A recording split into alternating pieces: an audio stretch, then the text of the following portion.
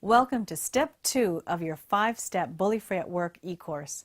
I'm Valerie Cade, and in Step 1 we defined what workplace bullying is.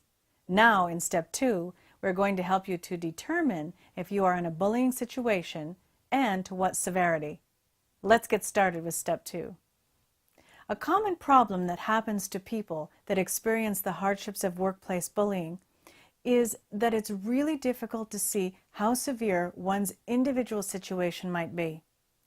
I found it extremely helpful to be able to view this clearly on paper, and that's why my staff and I developed a self-test that will help you to easily identify how severe your bullying situation might be. From our research, we found that workplace bullying is often carried out in private. It's often passive-aggressive as opposed to overt, and targets can often feel confused because they don't know why this is happening to them. To really find out where you rate, you'll want to take our self-test right now. When I was writing Bully Free at Work, I wanted to make sure that I had a great self-test that would help anyone who is suffering from workplace bullying. So if you already have my book, the self-test I'm referring to is on page 23. Now, you might want to grab a pen and a piece of paper in order to follow along with me here. We're going to do this right now. Also, this test is downloadable by clicking on the PDF file below. So I want you to consider the questions in the self-test, and I want you to decide if you strongly agree, somewhat agree, disagree, or strongly disagree with the behaviors that might be happening to you. Then I want you to jot down the corresponding number, and then you can add it up at the end. So let's get started. Number 1, does the person you're having trouble with repeatedly ignore you, not say hello to you when you greet them, not return your phone calls or emails? Number 2, do they dismiss what you're saying or put you down while you're alone or in the presence of others?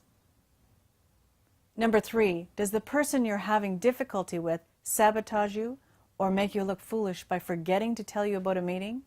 Or if the person is your boss, do they set you up to fail by making impossible demands of you? Number 4, do they spread rumors, lies, and half-truths about you? Number 5, do they frequently act impatient with you, treating you like you're incompetent? Number 6, does this individual blame and criticize you? Number 7, do they try to intimidate you by interrupting and contradicting you? Do they glare at you and give you the silent treatment? Number 8, does the person you're having trouble with tease, ridicule, insult, or play tricks on you, especially in front of others? Number 9, do they always insist on getting their own way and never apologize? They never consider your point of view.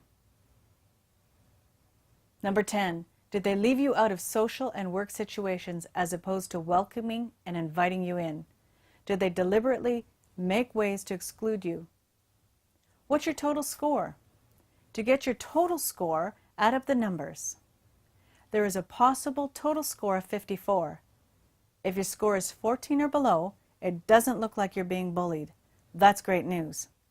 If your score is between 15 and 25, there are incidences of bullying behavior. Naturally, the higher the score, the more pronounced the bullying behavior. If your score is 30 or above, you are definitely being bullied. As scores increase beyond 30, the severity of the bullying escalates. You may be asking yourself, but what do I do now? The biggest step is to determine if you are being bullied and how much you are suffering as a result, so that you can now then take the next step of helping yourself with a sense of conviction. Facing this may seem like a daunting task, but don't worry. Now that you've already honed in on the problem and qualified the severity of your situation, we can now work together to help you solve your bullying challenges. In steps 3, 4, and 5, we'll get into the how-tos of coping and stopping workplace bullying. In step 3, we're going to look at some of the myths and realities about the workplace bully that will not only shock you, but it will also give you the confidence in your journey. And by the way, if you're like me, you love taking the self-assessment test to just see where you are, and then you can decide what you want to do next. Measurement is king. Well, the good news is we have 19 more tests, assignments, and exercises in Bully Free at Work, such as, are you wearing a bullseye on your back? Or, how is bullying affecting you? These are designed to help you move through and come out on the other side, living well, enjoying life, and experiencing the life that you deserve once again. And remember, being bullied is not your fault. I'll see you in step 3.